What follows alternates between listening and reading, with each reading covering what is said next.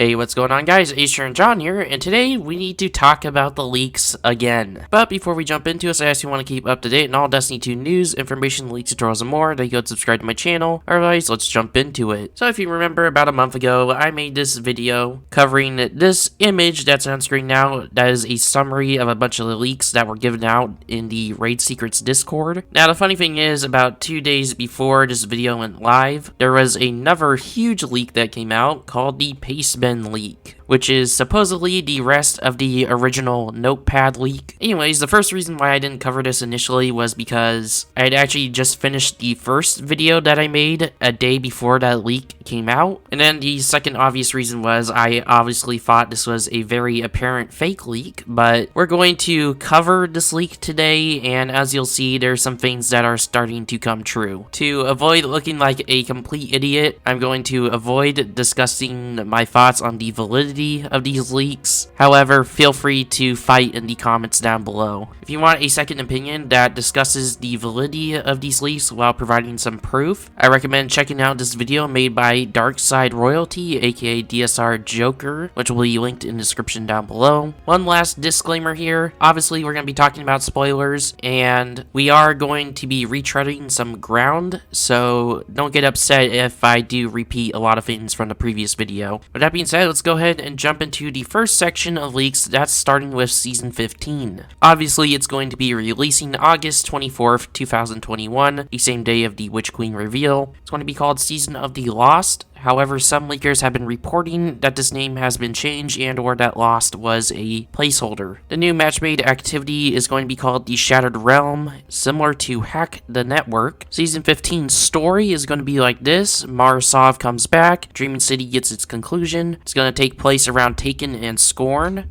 Savathun ends up being killed at the end of the season. She won't be revealed right away, that being Savathun. We end up finding out that Osiris was replaced by Savathun. She is behind most of the events this year. Crow and Osiris Thun will be having ongoing stories building up in the background throughout the year, culminating in Season 15. Crow interacting with Marisov. Osiris Thun exposed. Savathun will give the real Osiris back if we rid her of her worm. When we do that, the Traveler gives her the light, and the Hive have Ghost. Savathun is killed in Season 15 when we help her rid her of her worm. Next up with the Prophecy Dungeon, Bungie is going to put the Trials of the 9 weapons in there, and apparently they're going to be able to all run with Osmosis and Demolitionists. This will include the following weapons: the Swift Verdict, which will be Void, Judgment, Last Breath, A Sudden Death, Long Walk Solar, and Darkest Before Arc. The last hurrah for War Mind Cells will be a big nerf planned for Season 15. Crossplay is early Season 15 opt-in matchmaking for PvP. Strikes will have rep with difficulties. Regular equals 10 reputation and Grandmaster equals 35. Infamy has been tuned to be quicker, roughly 10 hours for a full reset. There will be 2 new exotic weapons this season, a heavy stasis trace rifle that consumes your super to use, and an energy linear fusion rifle with a bounty hunter gimmick. First perk is a negative, but the second perk provides a bonus on killing your bounty. The Traveler's Chosen Catalyst will give you Osmosis plus full auto. Season 15 will have the following exotic ornaments: Cloud Strike, a Warbeast Bacchus, a Corsair Necrotic Grips, Titan Ramparts, Queensguard Chaperone, Sleeper, Lament, and more. The seasonal armor set is Queensguard themed, think House of Wolves / The Reef.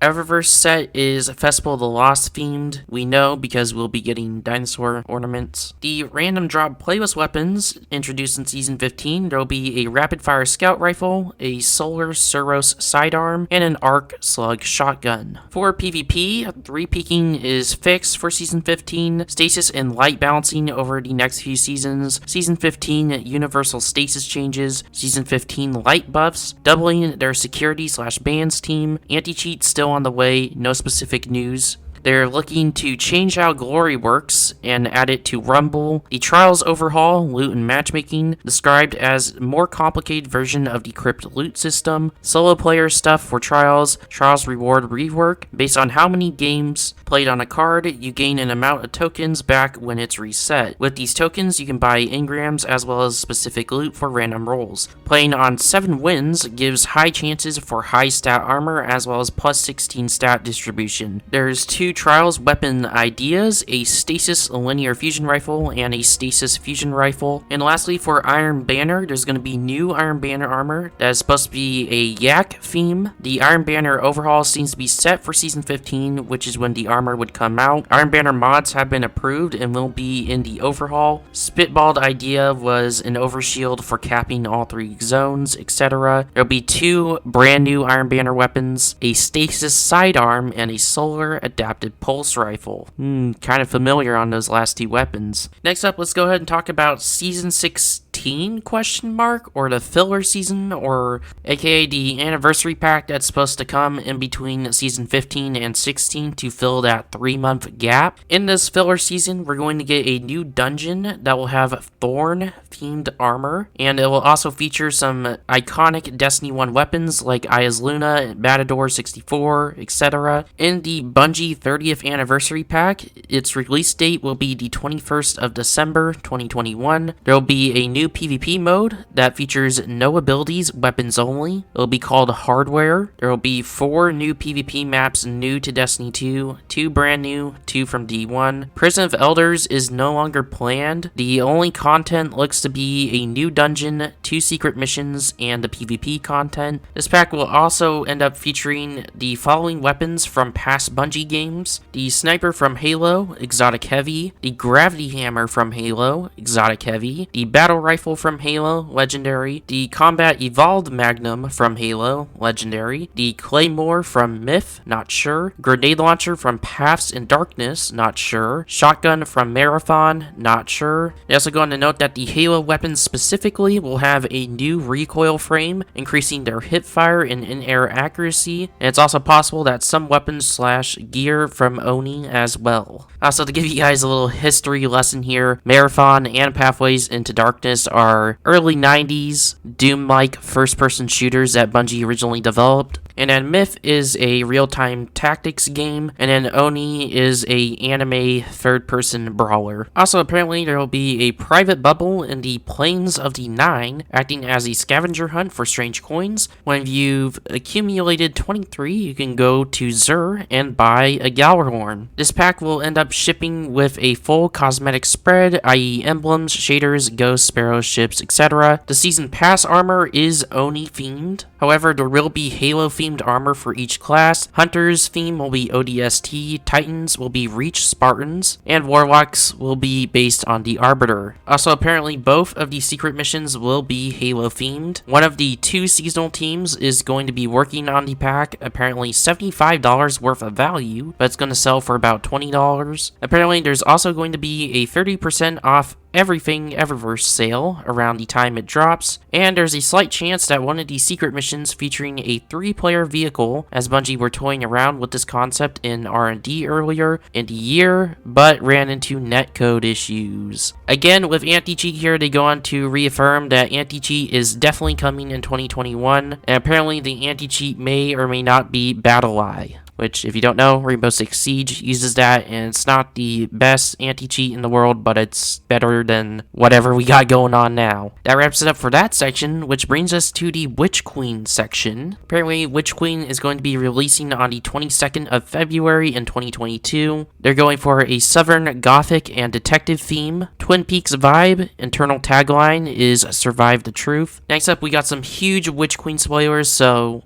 check the timestamps in the description down below if you don't want to see this. Anyways, Savathun is going to be rezzed by a ghost. Bungie didn't want her to steal the light, so as to keep the Traveler and the Black Fleet morally gray. Apparently there will be a new hive called the Lucent Lieutenants. They get light attacks and are not friendly. They will have full light subclass kits, apparently. For example, the Knights get a Sentinel, so suppressor nades, barricades, etc. Hive having ghosts will factor in the gameplay, and in addition to the lieutenants and ghost mechanic, they will have a Siva Spicer-esque quirk. Think the no headshot thing. With the Witch Queen campaign, the campaign will be 8 missions long. 5 will be presage quality or higher. Wow, that is quite a high bar there that has been set. Savathun tricks us into giving her memories back using the deep sight, as when she was revived by her ghost, she lost all her memories. She then tries to trick the traveler into her throne world, attempting to cut off the outside universe from its light using a big bowl. Said bowl is also where the strike will be. After defeating Savathun in the campaign, she tells you the witness is coming. The traveler then takes her body and her ghost escapes. The witness reveals itself. I have seen enough, I am coming. At the end of the campaign, the pyramid ship will activate, starting the road to the raid. Weapons are apparently at their memory limit right now, solely due to Masterworks genning orbs. So they are going to be removing this aspect of Masterworking for Witch Queen. They're also going to be making armor mods that fulfill the same purpose. This means that unmasterworked guns will be able to generate orbs, and there will be 34 new weapons versus the 14 brand new weapons in Beyond Light. The exotic armor will all be changing but have similar concepts. They're all from D1, by the way. There will be gauntlets like Nothing Manacles, there will be boots like Radiant Dance Machines, and gauntlets like No Backup Plans. In terms of destinations, Nessus and the European Dead Zone are being vaulted. A revamped Destiny 1 Mars that is corrupted by Taken and Hive will be the main destination. There will also be Savathun's Dreadnought integrated into Mars Bubble, and Savathun's Throne World, 2 times the size of Oryx's Dreadnought, and will feature 3 lost sectors. Just some general things, Witch Queen will have the same levels of secrets as the Taken King Dreadnought.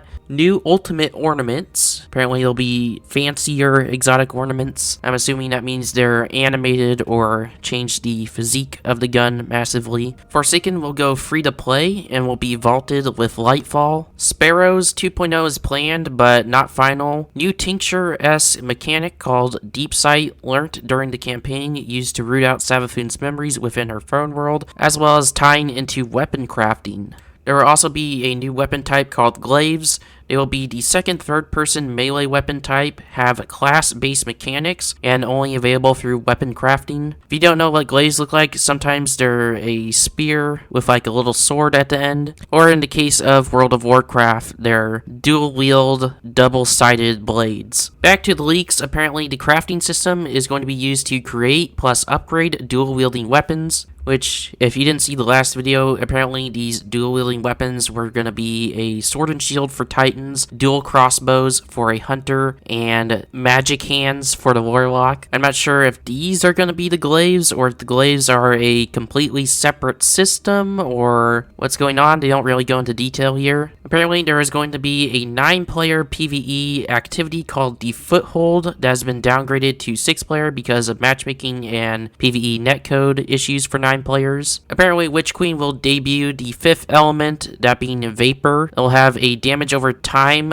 type effect like Thorn. Savathun's Hive Brood will have a whitish gray color palette with the dark blue accent for the eyes, apparently very moth-like. Strike modifiers could potentially return with Witch Queen. They also are apparently planning to expand Savathun's Dreadnought over the course of the year and have it up to the size of Oryx's Dreadnought by the end of the year. Supposedly, the Destiny 1 tower will make a return some point during Year 5. And lastly, apparently Subclasses 3.0. There will be 1 element per season. Season 16 will give us a Void rework. This includes reworks, not just conversion, and we would have all elements revamped by Season 18. It's unsure if this would be parallel with the brand new Vapor subclass, or if this is in place of the brand new Vapor subclass. There's been many conflicting leaks about those two. Lastly, here's a supposed picture of Savathun. Tree bark looking ass. Lastly here, we got some unknown / Year 5 stuff. Unsure if I'll cover all of this. Full leak is in the description down below if you want to check it out personally. First up, public LFG in the tower at some point in Year 5, Eververse gifting in Year 5, 60% more sniper flinch, PC optimization fixes, a Destiny 1 raid reprisal in Year 5, most likely Wrath of the Machine, champion overhaul is just being talked about, no idea on the details. This could potentially happen by Witch Queen if it's greenlit, apparently. They'll be eliminating power levels, and there'll be a new thing called Power Play, which will involve the artifact power level in some way. The studio is apparently openly discussing setting up a rituals team, which would make strikes, crucible, and gambits, and keep them updated throughout the year, separate from the 2 rotating seasonal teams.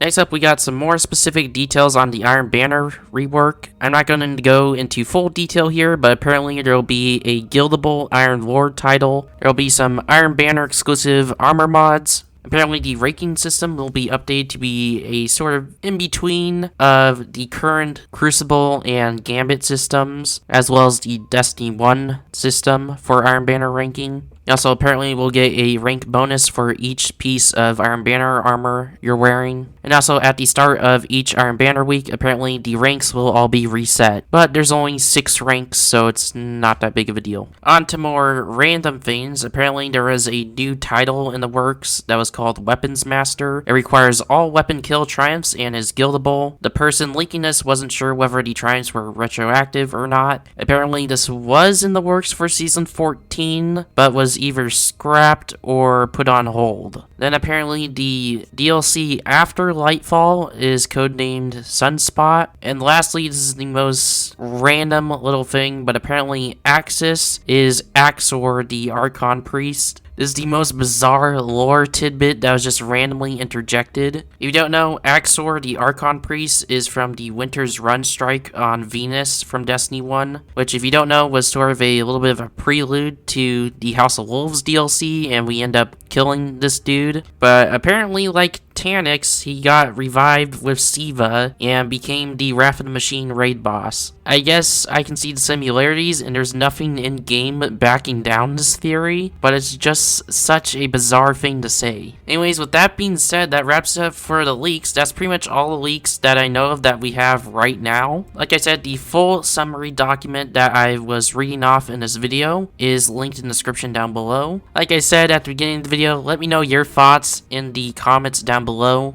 Obviously, next week on the 24th is going to be the full reveal of Season 15 and Witch Queen, so make sure you're subscribed for that. We also have a juicy weapon sandbox TWAB coming up on Thursday as well, so stay tuned for that. So it's Ace Trainer John, and I'll see you in the next one. Peace.